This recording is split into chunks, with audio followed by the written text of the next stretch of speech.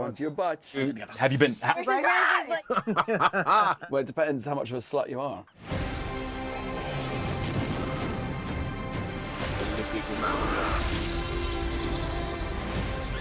Where we're going, we don't need roads. Ladies, thank you for taking the time. I appreciate you. Our Thank pleasure. you. You know, there is a great tradition in Jurassic films that I feel like all the actors, you have to master what I like to call the Jurassic face. It's that moment whenever you see a dinosaur that's so beautiful and awe-inspiring. You're exactly right. I was gonna ask if you guys would give me your best Well, Jurassic your Jurassic face. face is more terror. Yeah. Hers is Versus like, yours is like cool. Mine is like, wow, yeah, it's sort of like that, yeah. Yeah, and mine's like. What is the difference between the face you make for a flying dinosaur versus a flying monkey? Oh, very good.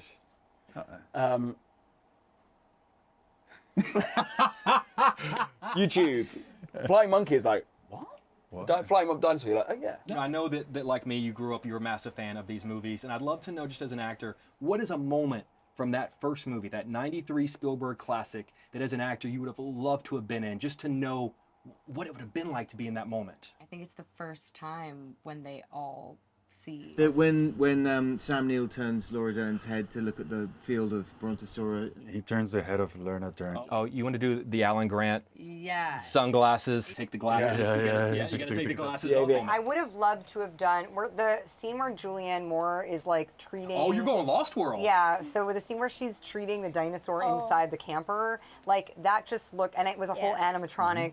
You know, I'm sure at the time probably it was less magical because it was a lot of like, wait, the animatronic's not working, and like we have to reset and whatever. But it looked just so amazing. I would have liked to have done that. What scratched my brain as a kid was the Jellos. I mean, it was terrifying, but I just thought to break into a kitchen and to be able to eat whatever you want. But then to be hunted by all that ice cream, but for 2 minutes, and then you see the Velociraptor. To be one of those kids in the first movie and to be able to be like, he left us? He left us. He left us. I'll probably being tipped over in the Jeep and just, you know, trying to survive that section. Yes. I think it'd be fun as a kid to be a little scared. Oh, the car moment's scene running from the T-Rex, and you see the T-Rex obviously in the rear mirror. Like, dude, like that has left such a lasting impression. Between the two of you, who delivers the best hold on to your butts? Hold on to your butts. Who says it? Sam Jackson. Sam Jackson says, hold on to your butts. Hold on to your butts. Hold on to your... I mean, who can beat that accent? You know, that English accent is impossible. That lawyer had it coming. Yeah, he's Oh, right. Like, he abandoned them. He left them. He left them. He left the kids. He left them, and he got the porta potty. He got the porta potty. Like not even a classy death. No. Like the porta potty no, death. Just a straight. Yeah. He deserved it. Yeah, that's claw. Yeah. I'm naming her Dolores. So have you guys seen Dolores? We Walking have. around? I mean, Dolores is Yeah. walking around. Hi, I'm Jake. I know sometimes movie stars can be temperamental, and sometimes they throw fits, and sometimes you can't get them out of their trailer. How big of a diva was Dolores on set? You know, she was good if you gave her red licorice, right? Yeah, that's right. Yeah. She's very, Sometimes she had late nights. Yeah, the late nights she would get really cranky. So you have to. Yeah, she's very food driven. Yeah. Candy. Which I guess could be good, but you know, sometimes we forgot to bring it on set, and that wasn't good. Yeah, then it was. She was a diva. Isn't that all we can ask for? Is just to get our daily dose of licorice? Like, isn't that all? Isn't that all we want? I have a question. Do you even like red licorice? To be honest, I don't. No! Well, you sold it very well. You sold it in the movie. I've got to ask, talking about divas, bigger diva, Dolores or Robert Downey Jr.? It's a tough one because also he needs his licorice too. You know what I mean? Are we talking pre-licorice? Exactly. The licorice is basically the game changer. That's right. You know, one of the things I most love about this movie is that it takes us back to when the dinosaurs were scary. Like that first movie, Spielberg made them scary, and they're scary in this one. And you guys have dealt with some scary stuff in your life. So I'm going to run through a couple of situations. You guys tell me what's scarier for you. 2 dinosaurs at one time in one scene, or 2 Oscar speeches? 2 dinosaurs, definitely. Really? But the speeches are scary too. Fair enough. What's scarier, Jurassic fans or Star Wars fans? I don't know which louder is the point. Okay, fair enough. Okay, who's louder? Yeah. I mean, the thing is, when the theme music played for both things, people went nuts. I don't think I've ever heard anything like it. It's just amazing. I'd like to do a decibelometer or whatever you call it and see who was louder, but I couldn't hear a darn thing either way. Well, it says a lot about the stuff that you're doing, that you get that kind of... It's better than silence. Yes, true. You know, it goes without saying, and we're not going to get into spoilers, but not everyone makes it to the end of this movie. It's a Jurassic movie. There are going to be some people that die. You know, in an office, when it's someone's last day, you bring them a cake, maybe you bring them a card. What do you bring someone on someone's death day on a Jurassic set? What do you bring someone when it's their day to be eaten by a dinosaur? That's so funny. An Altoid mint. No, you bring them a towel. Why is that? Because they're like wet and bloody. I know that was like a funny thing on set. We're like, today's the day. Happy Death Day. Happy Death Day. When you think about being in a Jurassic Park, you want to be killed by a dinosaur. Dirty the better, you know? A death day in a Jurassic movie is an iconic day as well, because a Jurassic death is iconic. So it's not, it's not anything that's like, oh, you're dying today. It's like, you get to die today. What is the balance of, it'd be great to have a really cool death, or that paycheck for Rebirth Part 2 would be really great. I mean, yeah. It's a fine balance. The people that do die in this movie, the day that their death came, they were like pumped. Yeah, they were so excited to film that scene. It would be cool to die, and maybe I do. I don't know, but which dinosaur do you want?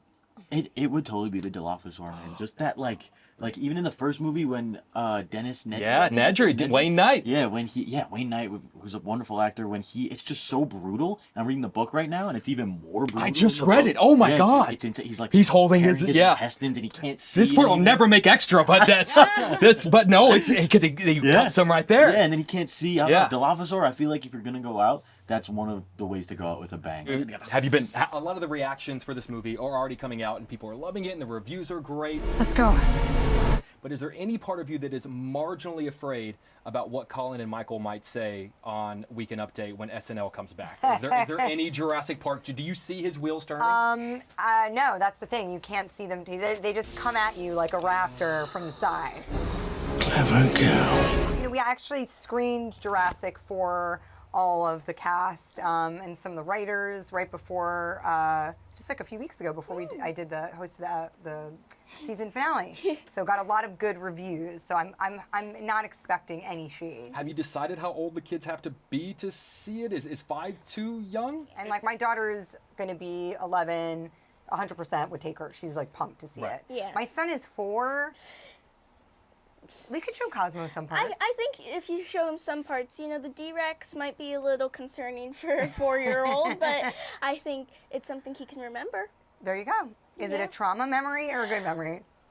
A little bit of both, you know? Can we call you every time we have a question? Because I feel like you would be a great She's a good rating barometer, system. yeah. She really is. You mentioned Dr. Loomis. You know, there are so many moments in this movie where he's a little bit out of his element. He doesn't quite fit in. He's just in situations where maybe he doesn't entirely belong.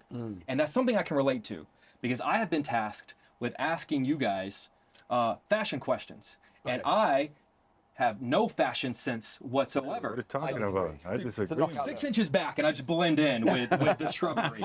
So I did my best to come up with fashion questions. Okay. You wore a friend's hat on a red carpet. Is that because Dr. Ross Geller is a paleontologist? It might be a little nod, yeah. Is Dr. Loomis a Friends fan? Of course he is. Does he think Ross and Rachel were on a break? We were on a break! Yeah. That's such a He does, yeah. That's He's got strong ethics, yeah. That says a lot about who he is. Yeah. Is this your best Dr. Ian Malcolm? Yeah. At any point in the night, did you pull the whole unbutton and lay down on a table to give you the full Jeff Goldblum? That'll be telling. You look so good, man. These are all accidental, but I love it, you know. So all of the fan theories about like, oh, he's paying tribute to Jeff Goldblum. No, I mean, the most meticulous thing is that if you think about the Friends cap, we were like thinking about 90s vintage. You're right. That was first and foremost. And then obviously a nod towards directors. So it's more sort of Spielberg, because you think the best people are the nerds and the people who are brilliant and passionate about what they do. And then the Ian Malcolm is actually about the Mahershala tabbies, which were 1992, 93. So we're thinking about the year of 1993. Oh, I see. So when people go, oh, it's because he's a paleontologist. Angels in America. Angels in America. 92. Classic.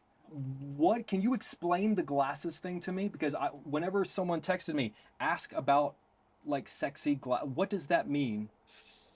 Slutty little glasses. Slutty glasses. What does Blakely that Thornton came up with it. Yeah, it's the summer of glasses apparently.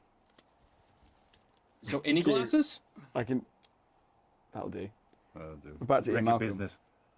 Now, those are mine, and I wear them, and I don't look nearly. Are they only slutty when you put them on? Well, it depends how much of a slut you are. With all of this talk of Jonathan's sexy glasses, are you a little bothered, as I am, that no one's talking about your sexy beret? It's just as sexy. People actually, we've done interviews, sorry to speak for you, but where people have totally been like, he wore that thing, it became iconic the minute he put it on his head. Are you ready to walk around the streets and see everyone with the sexy beret? I'm gonna warn you, just don't do it in the summer like I did. Right. How'd that work out for you? Oh my God, I was roasted in that thing, but hey. And I just want to know where you guys go emotionally, what you think of when you hear this. It's incredible. What does that take you to? Is there a moment on set? I heard that they played this on set during that moment. Yeah, That's all we had the rights for. Yeah, I remember when we got to London. Do you remember that going into the back lot, they created a sort of mini version of going into Jurassic Park, the gates, and they put and so I always used to play that whilst driving in onto set. Yeah, I mean it's phenomenal. One of the best collaborations of all time, Spielberg and John Williams. We would also just sing it sometimes, like it would just come out. Yeah, the John Williams music definitely like takes me back to being a little bit younger than you, 10 years old, and I was like at the theater. I know I'd seen movies before in the theater, but I don't remember any of them. I just remember Jurassic, and I remember that song playing as like the Brachiosaurus herd first rises up, and that moment is just, it's like chills, goosebumps. Yeah. So many of us as kids played dinosaurs, pretended they were dinosaurs, and I would never want to take away the skill, what it takes to be an actor, but when you're in a movie like this, how much of your process is remembering what it was like to be a kid again? That's a great question. It really is. Yeah, I mean, I think the commonality is that we're using our imaginations in the way that kids do, which is we're just doing it on sort of a bigger scale, but it's the same thing, really. Like, kids make up games out of a sandbox, you know. A lot of people who find themselves in this profession are people who were perhaps fortunate enough to not forget what it was like to be a kid, and or maybe dealing with some arrested development. That's why we're all here, man. Yes. As someone who's a fan of that original novel, I read it, I just reread it actually. The T-Rex sequence, I've been waiting for this moment for 30 plus years for this moment. Yeah. What was your favorite memory of going basically toe-to-toe with T-Rex? I'd say those were one of my favorite scenes to shoot because the rest of the Delgado family actually had to paddle for this, and so they had to give it all their strength, and they showed me like, look here, and they actually did like 1 o'clock, 2 o'clock, 3 o'clock to look for the T-Rex, and I found it really cool at the end and how it flipped us all over, and it looks so realistic. And So can I ask you, did Manuel actually, like, how much effort did he put into paddling? You Minimal? know, so he just leveled the boat to make sure it wouldn't start turning one way. And then David and Luna probably had the most arm workout and back workout out of everybody because they were really pushing. So were they sore by the end of the day? Oh yeah, I think at one point it was their stunt doubles. Because they couldn't paddle anymore? Because they couldn't paddle anymore, and it was the end of the day, but I was still there because I just had to scream. I love that you're screaming at them, paddle, hurry, paddle harder. Like, you're the one that just gets to tell them to keep going. A diehard Jurassic fan, was there any jealousy that you don't get to be in the T-Rex scene? Yes, definitely watching it, I was like, man, that's like that. You want the like roar, like you want to like feel like the hot breath in your face. They have to do little wind machines because it's breathing on you. Yeah, that's really fun. What I'm hearing is Rebirth Part 2. Whoa. I'm putting it out there. What's happening in the Rebirth Part 2? Like, in what circumstances could we go back? We have found 7 reasons to go back. We can find an 8th, I promise you.